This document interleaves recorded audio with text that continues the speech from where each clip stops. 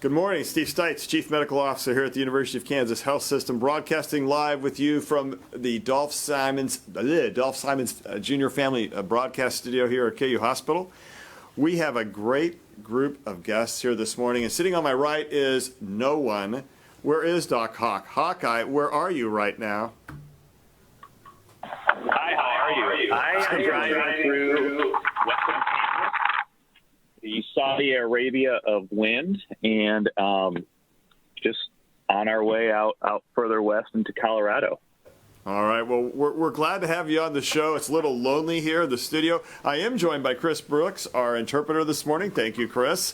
We're also joined by Chelsey Smith from the Community Blood Center. Chelsey, it's always a pleasure to have you back. We'll come back to you in just a moment, and we're happy that you're here. Also joining us today are several of my chief medical officer colleagues around the city.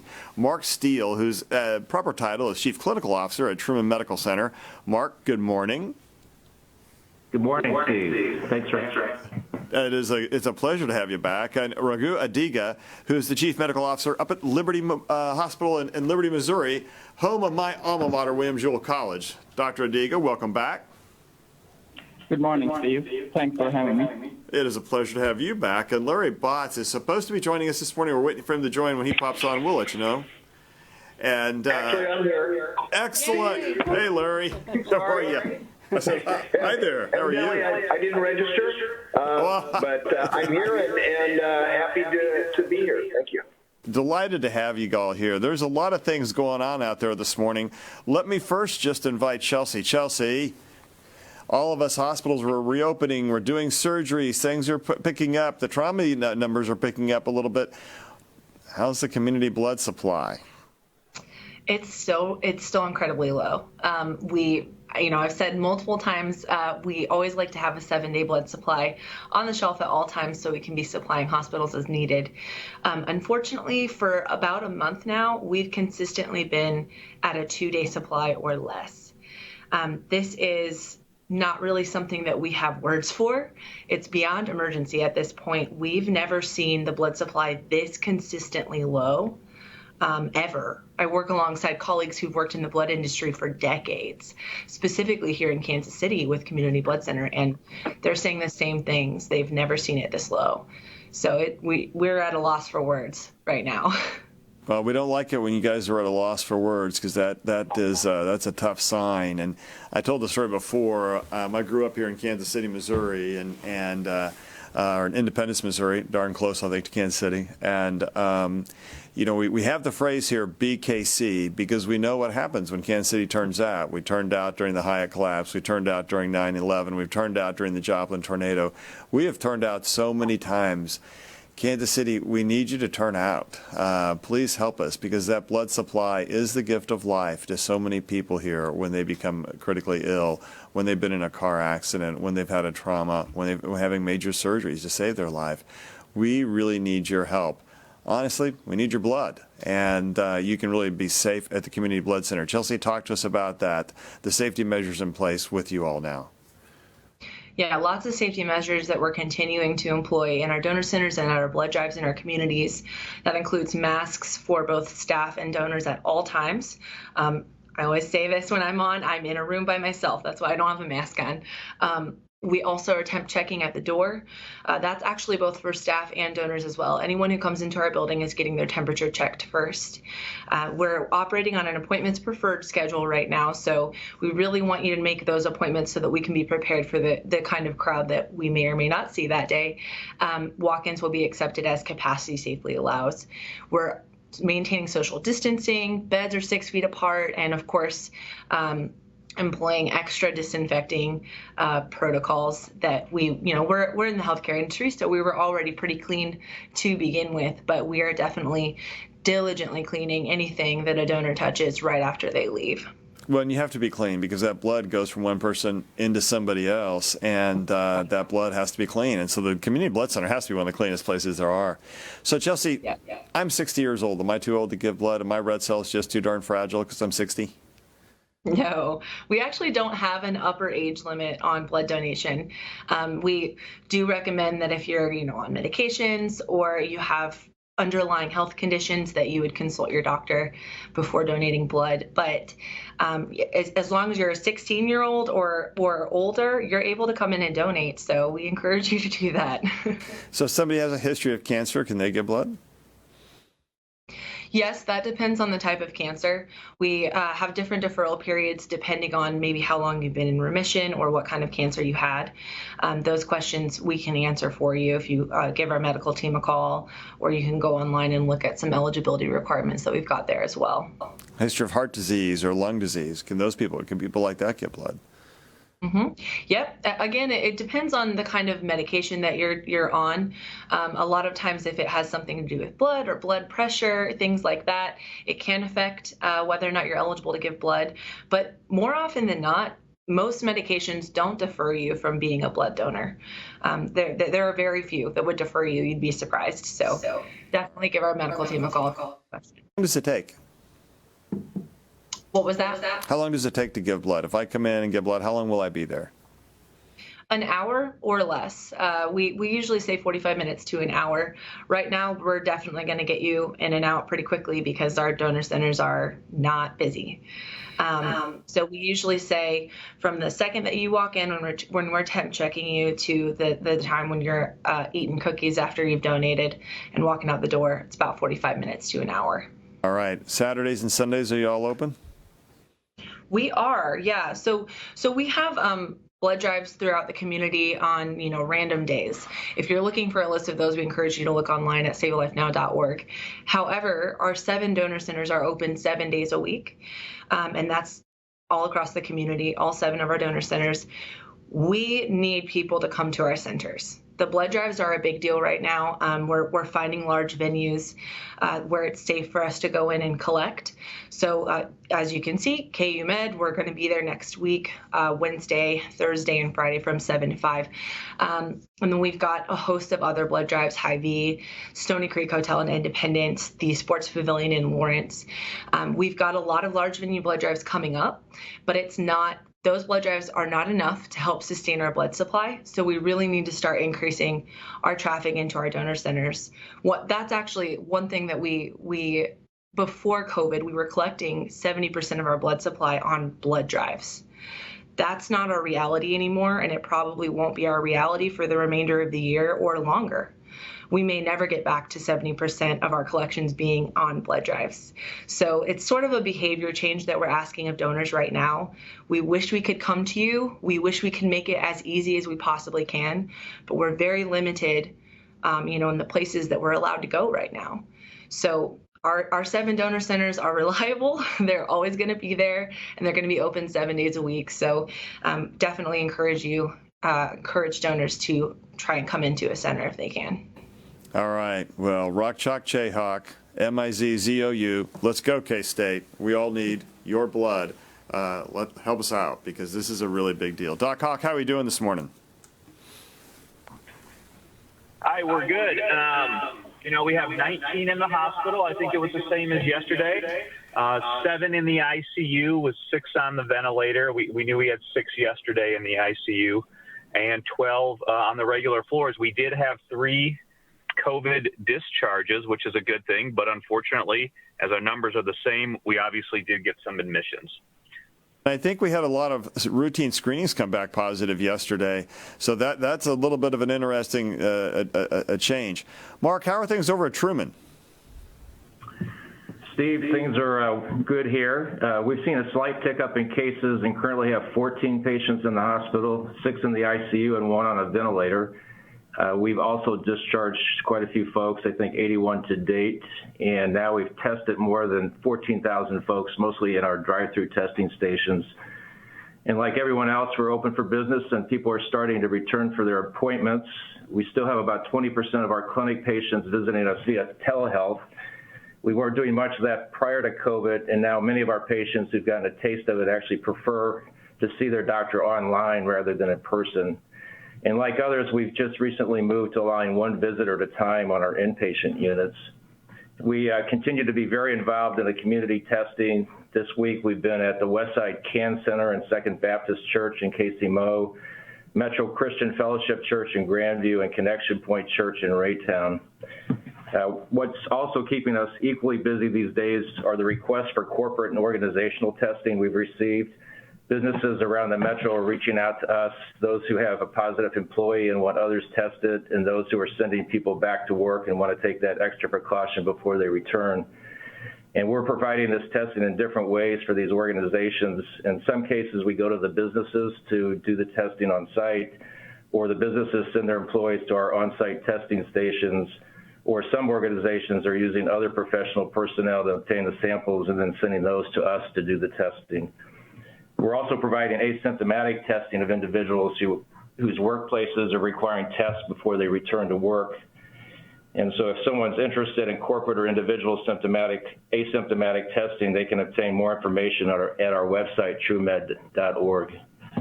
So that's kind of what's going on here. Well, Mark, and thanks for joining this morning. You guys have done a great job with your community testing, those drive-through pop-up testing stations, and great to hear you're in Raytown and all these different churches. That's really an important thing to get to where folks are and to get folks tested. Larry, how are things over at Advent? Well, good morning, Steve. Things are going well here at Advent Health. Our volume for hospitalizations for COVID patients, similarly to Mark's, has taken a little bump in the last, or similar to yours, has taken a little bump in the last 5 days. But prior to this past weekend, we'd been stable with 9 to 12 patients a day for almost 7 weeks. The last 5 days, we've been averaging around 15 to 16 patients a day. Certainly not a huge increase, but it does not look like, and it doesn't look like it's linearly increasing, but it's certainly something to keep our eye on. On a little more positive note, we've tested over 2,500 asymptomatic patients prior to either their scheduled procedure or surgery, and we found only 7 positives in that entire group, which is less than 3%. That's really low. Yeah. Really low. In addition, even with our symptomatic patients that we've been testing over the last several weeks, we've only found about a 5% positivity. So those numbers, at least to me, indicate that maybe we still have a low prevalence of the disease in this population of patients. I'm certainly hoping so. We're encouraged by the fact that our ED visits and our outpatient clinics visits are starting to increase. I think it indicates a little less of a reluctance to seek medical care. Our volumes in those two areas are somewhere around 80% of our normal currently and slowly increasing.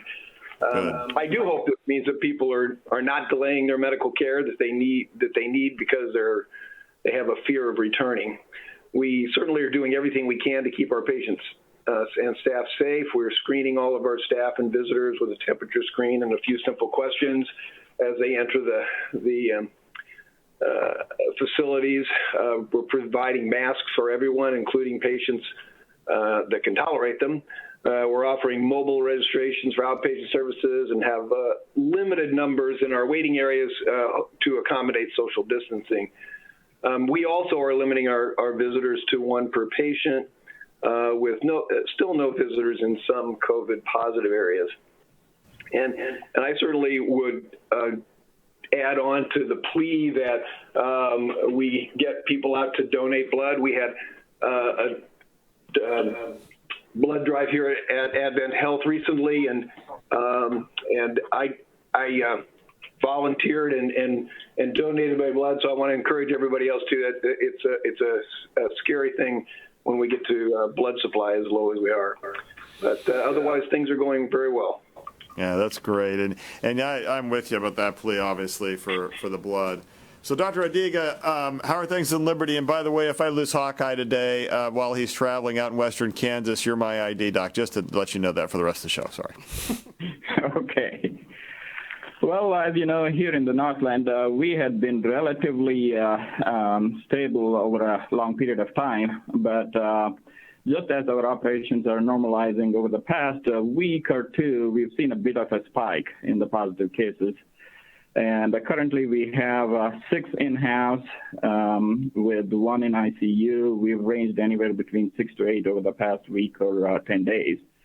And we've discharged a few as well. And Vast majority of these have been coming from the senior living facilities around us, and that had been my concern all along, that we're going to start seeing an influx of patients from there, and there are a few coming from the community as well.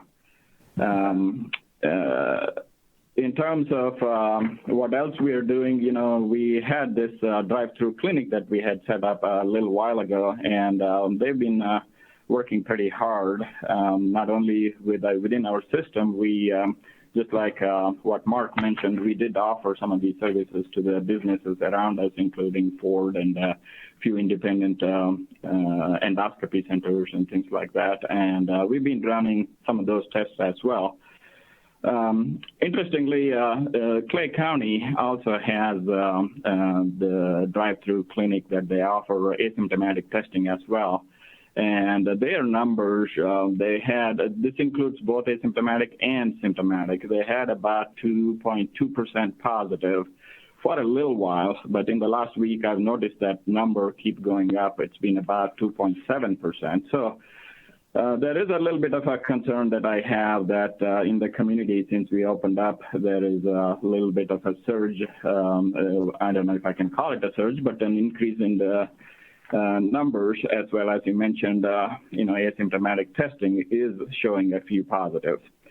Other than that, I think we are doing well. I echo everybody else's opinion regarding the need to donate blood. We personally at this hospital, we have not faced a shortage issue quite yet, but as we opened up, we are seeing increase in trauma cases, ATV accidents, motor vehicle accidents, and then of course surgeries are up, and there is an increased need for blood.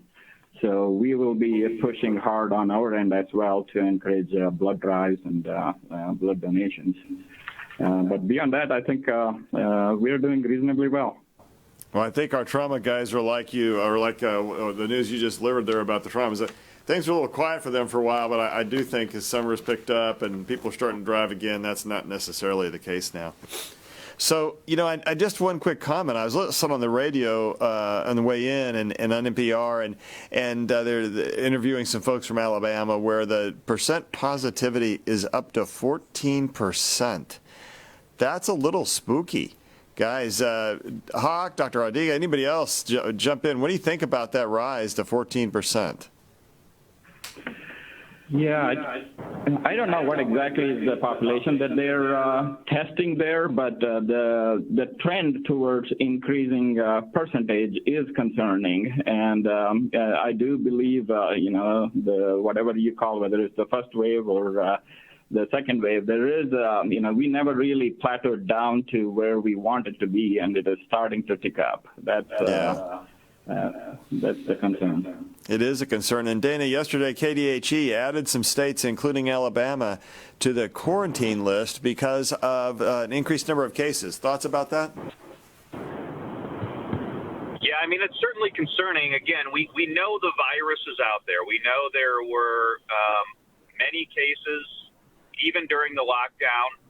We knew as we were reopening, when you have more people who are susceptible, since the virus is out there, if you think about it, it probably started with one person in China and has now gone global.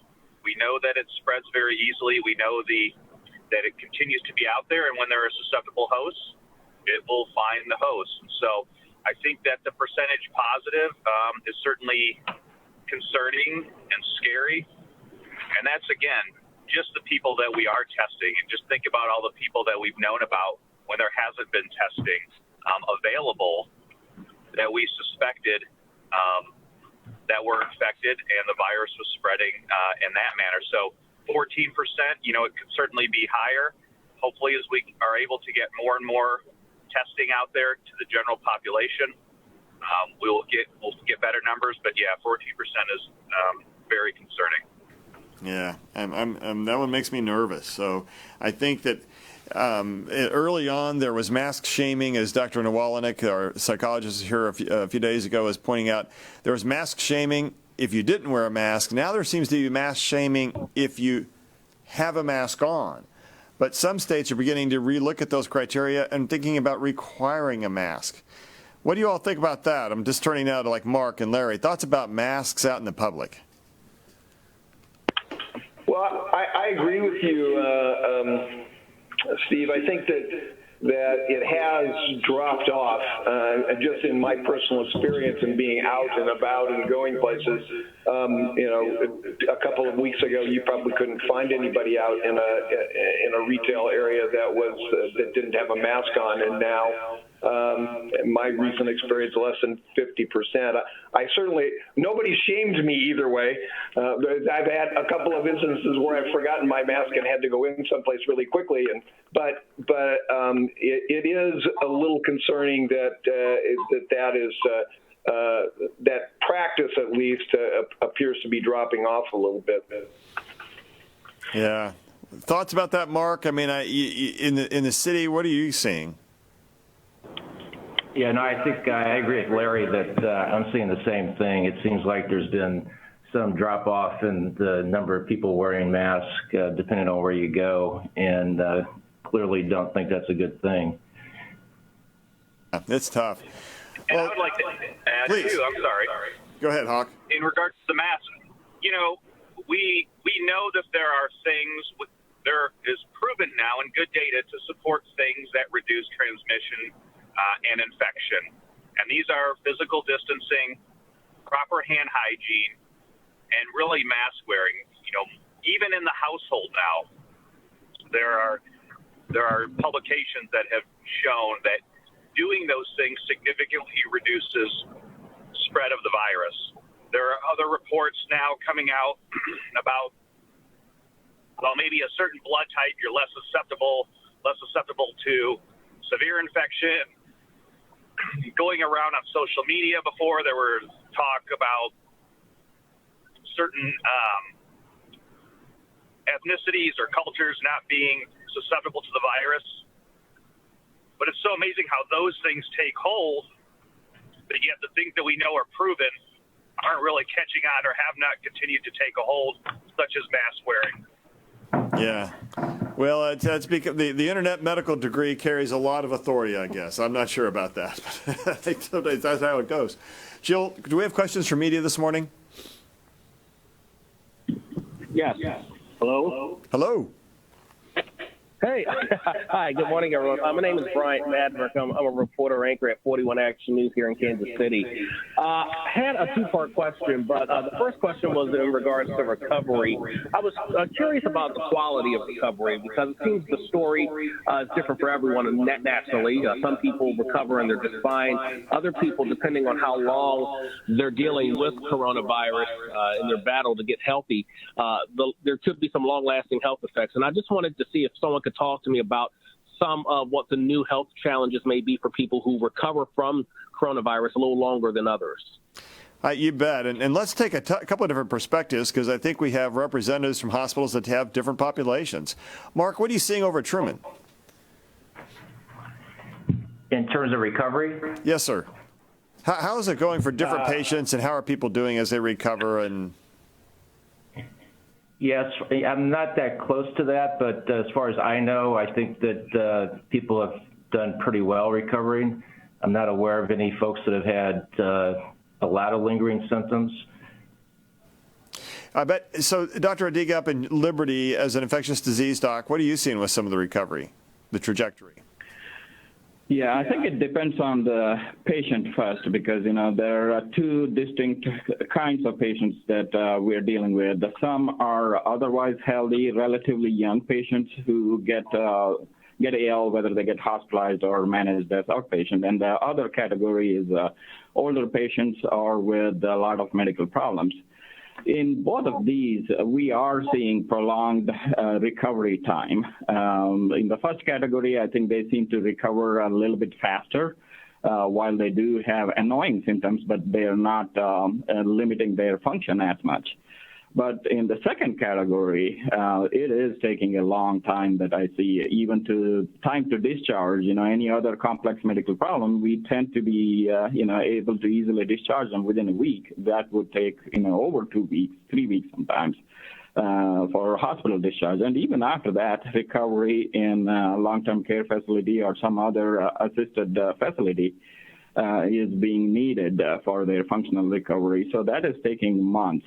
It is true that this disease is causing a pretty, longer recovery period for people who survive. Yeah, that's been tough, and I know that Hawkeye, when you're watching, you're on the floors a lot. You've seen a lot of patients and seen a lot of people back in clinic with this. There is this population that seems to have this kind of long, stuttering course.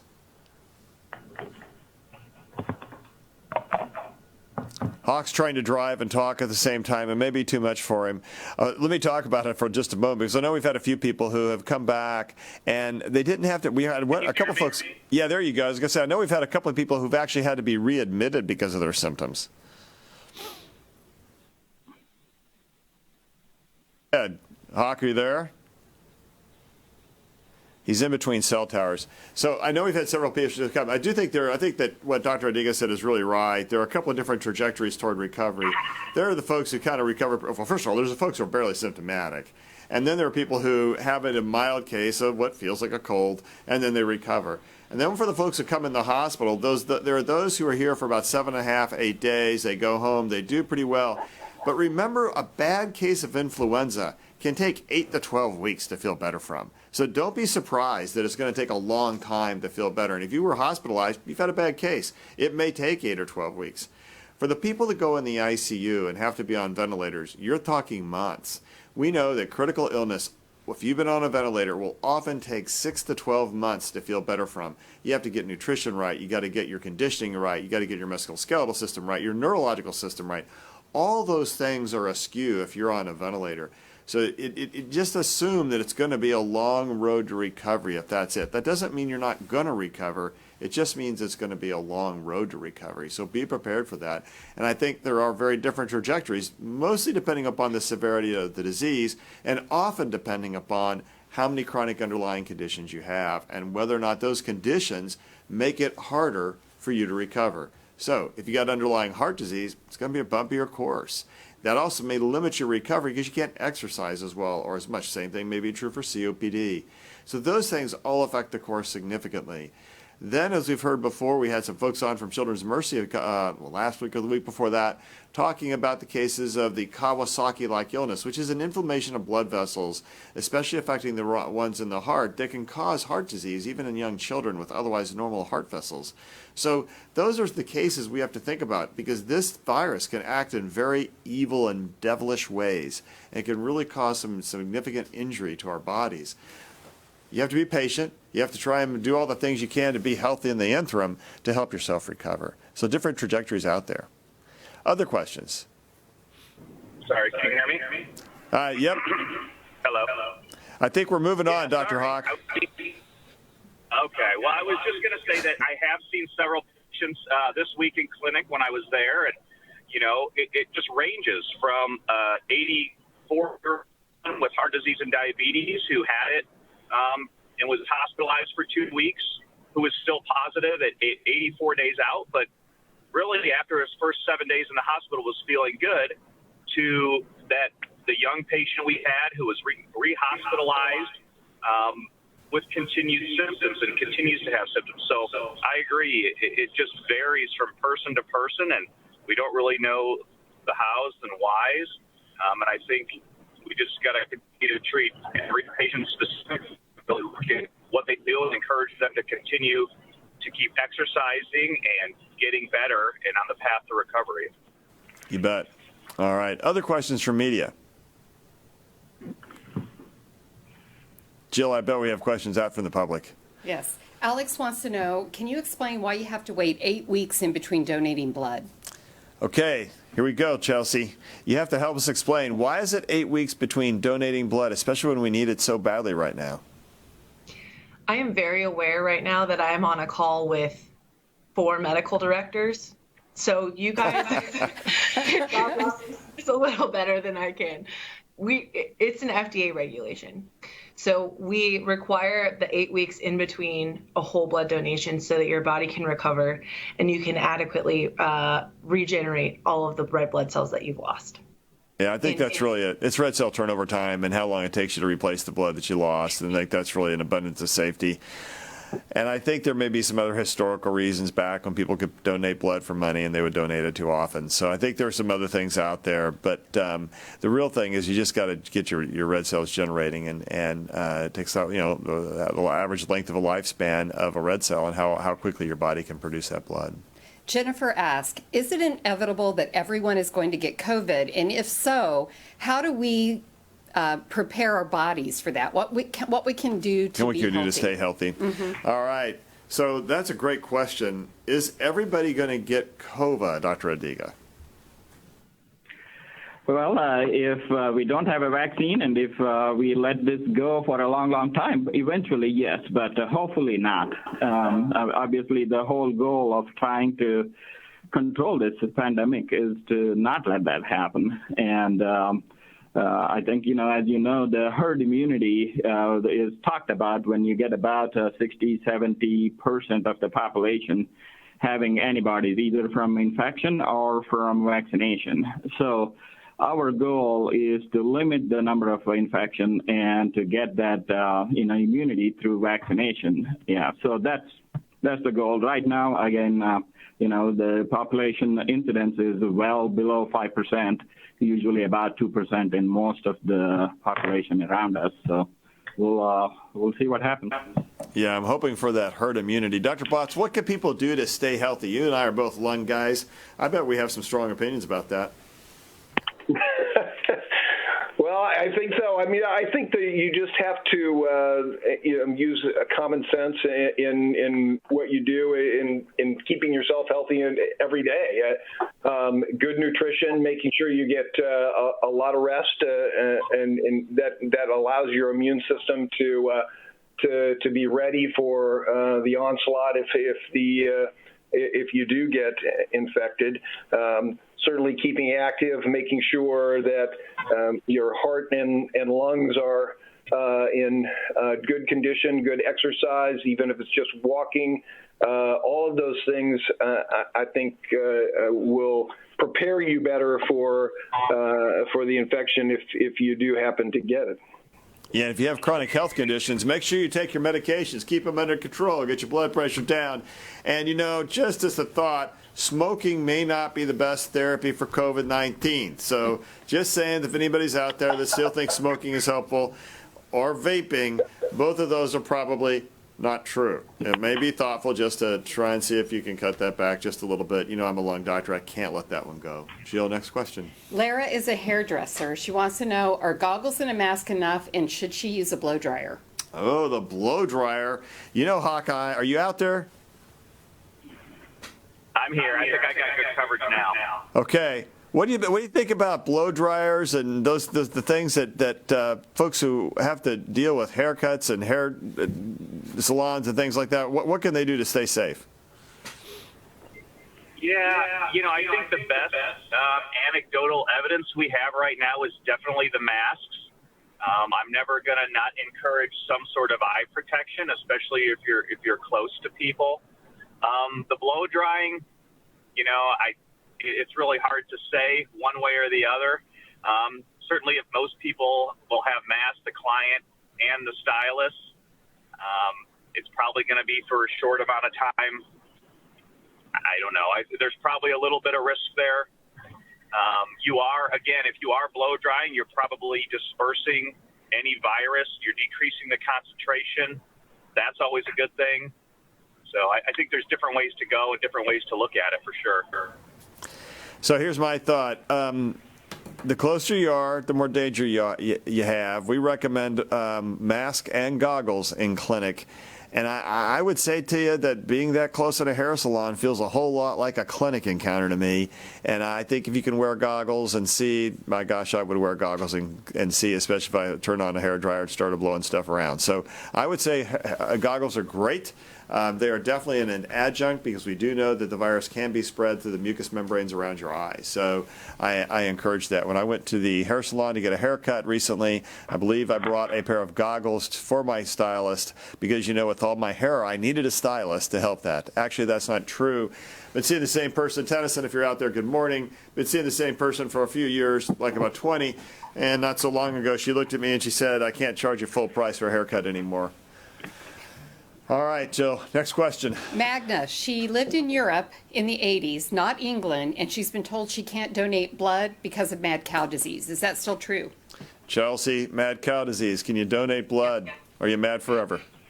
So good news on that front. The FDA in, I believe, late April actually issued new guidances regarding several things, and that includes mad cow disease restrictions. It takes a while for blood centers to get all of our systems changed, to get staff trained. It's a pretty big change to make. But actually, starting in July, donors who were previously deferred because they lived over in Europe, maybe on a military base, or they lived, I can't remember the exact years, but it's like in the 80s.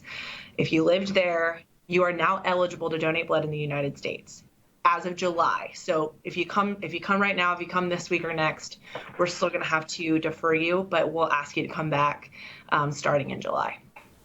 All right, so it sounds like mad cow disease is something we can get past now. That's great. Yeah, it is great. The virus has mutated to become less deadly. Is that true? Dr. Adiga, I know you're going to have to pop off here in a minute. Help us with this one, though. Is the virus becoming less deadly, or is it just there's different presentations of it because of underlying disease, et cetera? I wish I could answer authoritatively because there are no studies to really tell us yet whether the virus is mutating and becoming less less lethal. But on the other hand, I think some of the data comes from increased testing. We are detecting less symptomatic patients. So at the baseline, you do have a higher number of less ill people. So that can also give you an impression that the infection itself somehow is less lethal. So we have to be careful about that. I think the data is still out.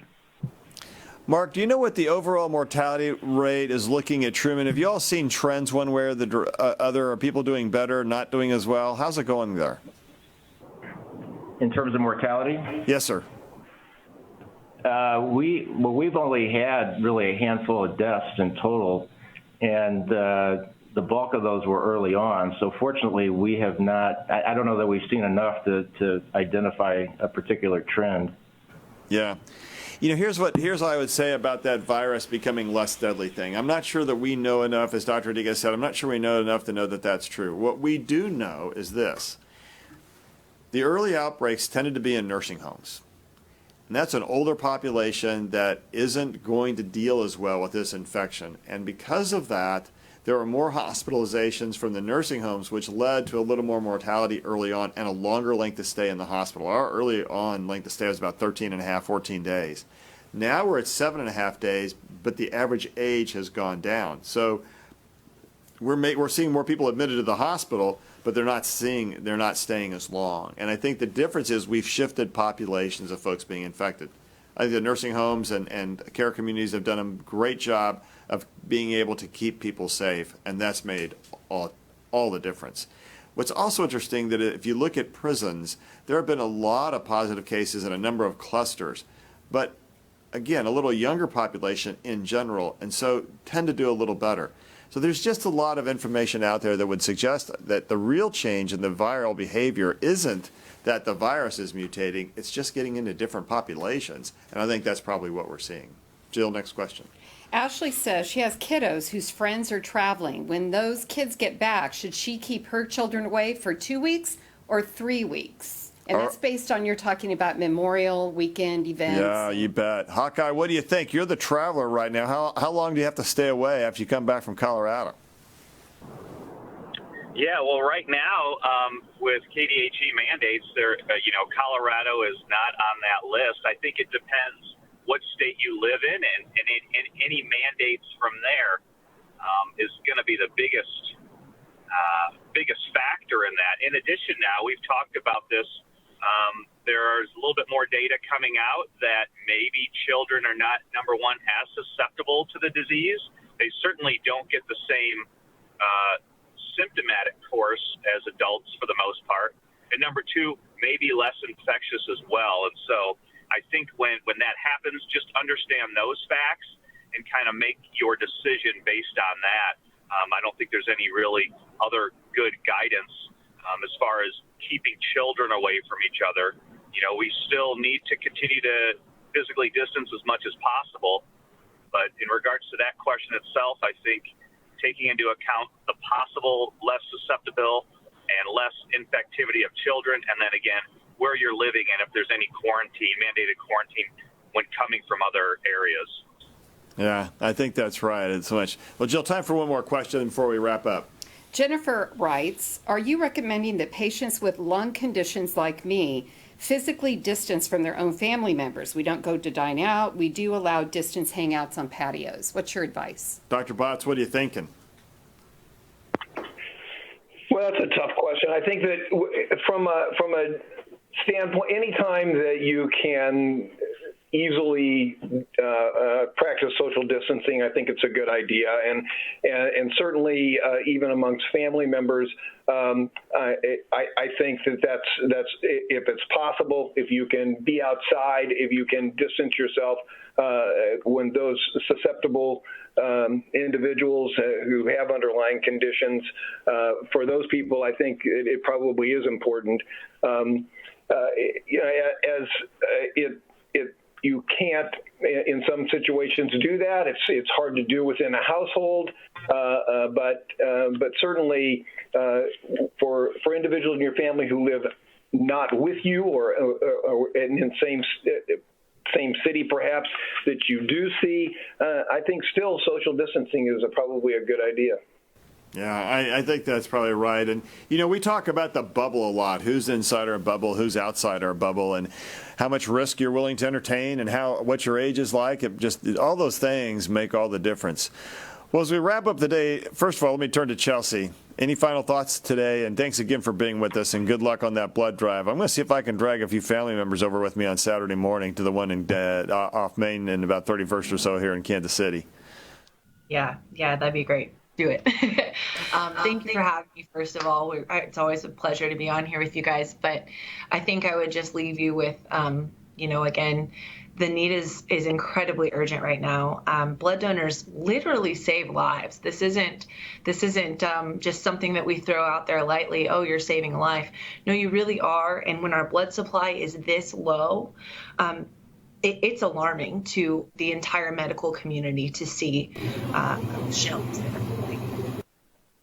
So we just implore you to hear this message, and we know that it's a little bit less convenient to donate now because we don't get to come to your company and host a blood drive there. We don't get to come to your church and host a blood drive or your school.